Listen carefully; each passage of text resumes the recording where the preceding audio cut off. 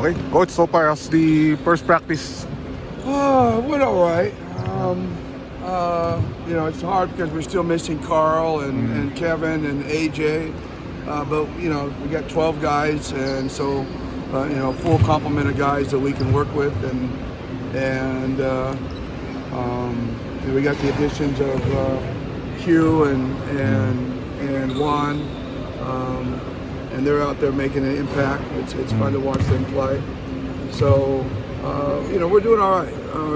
It could be better conditions with everybody, but we do the best of what we have, and today I thought we did the best with what we could.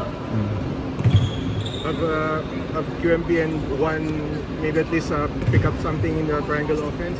No, we didn't really do a lot of triangle today. I think that's kind of surprised the player. We didn't walk in and do a lot of triangle. We worked more in transition and just try to get that set. But we will delve in obviously to the triangle a little later on as we go. It's not something the other players need to do a lot because they know it. It's really just more for Juan and Q. So we're doing something a little different in terms of transition and getting up the floor, playing with a little more pace, and that's different for them, and that's what we're working on. But that and the defense is going to be our priorities. Which, how about the other guys? I think Calvin is still injured. Calvin will not. He is out for this. Okay. He's out. He's already begged off. He's going to be out apparently 3 to 4 weeks, which takes him past Guam. So he was here earlier. He came by to say hello, but he's out. So he's definitely one guy that's going to be out. So we'll need to fill in with somebody, and that's why we have some extra guys here. We'll figure out who that guy will be later on as the week progresses. So you'll add another player in the pool, or you'll add another player, or no? We did that with the idea of knowing Calvin. We already added to the pool knowing that Calvin was out. Okay. So we'll stay with again. We're still looking for this idea of continuity, and we've already got Q and Juan to teach. It's already a big load to teach already and get them in. And again, we're having AJ come late, Carl and Kevin. Bringing a whole bunch of other guys also would be too disruptive at this point. Are there still any visa issues with the team, or? Yeah, there's still we got interviews coming up, and so that could impact the team as well. Carl was told in the U.S. Embassy in Korea, from what I understand it. Right? It's his second knowledge, not primary knowledge. I haven't even talked to Carl. But what I'm told is that they told him that they could not grant him a visa from Korea, from the embassy in Korea. He'd have to come here to get. I don't know the reasons why, but so we had to really rush and try to get him interviewed here. So. And his interview is like the day before we leave, so I don't know how that's going to work out. But originally we were told he wasn't going to, for sure wouldn't be in Guam, but he would be able to play back here at home. We hope that changes. We don't know for sure. What's about QMB?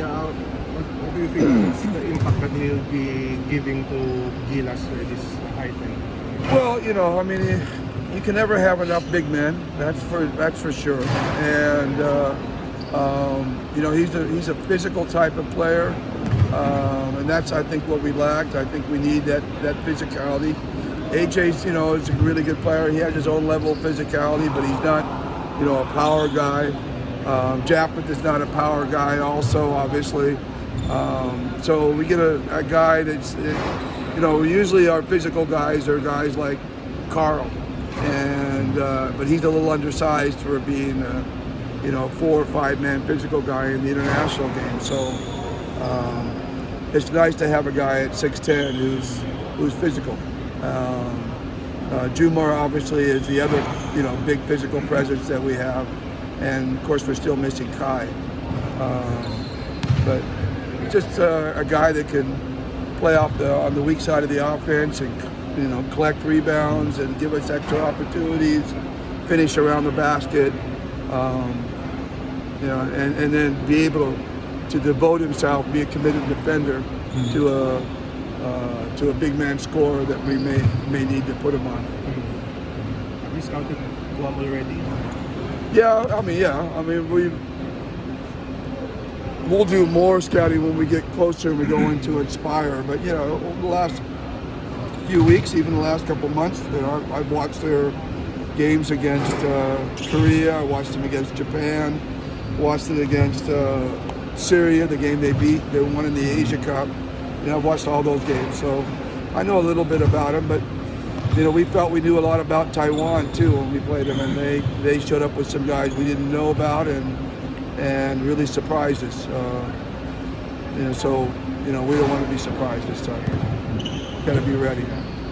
What kind of impact will Jericho Cruz bring to Guam? Well, we all know how Jericho plays. He plays hard all the time, physical, get under your skin when he wants to. But they got 3 or 4 other Division I players from the States that one's I think about 39 or 40, but so Japeth is 38, so Jumar is 36, so and those guys are still effective, so we expect him to be effective. I think he was their leading scorer in the Asia Cup. So they got some real players, and they're going to be tough. They're going to be tough at home, and we all have to understand that. That's one of the messages that we're trying to send to our team. There's a reason why they actually made it past the first round in the Asia Cup by beating Syria. And Syria is not a bad team.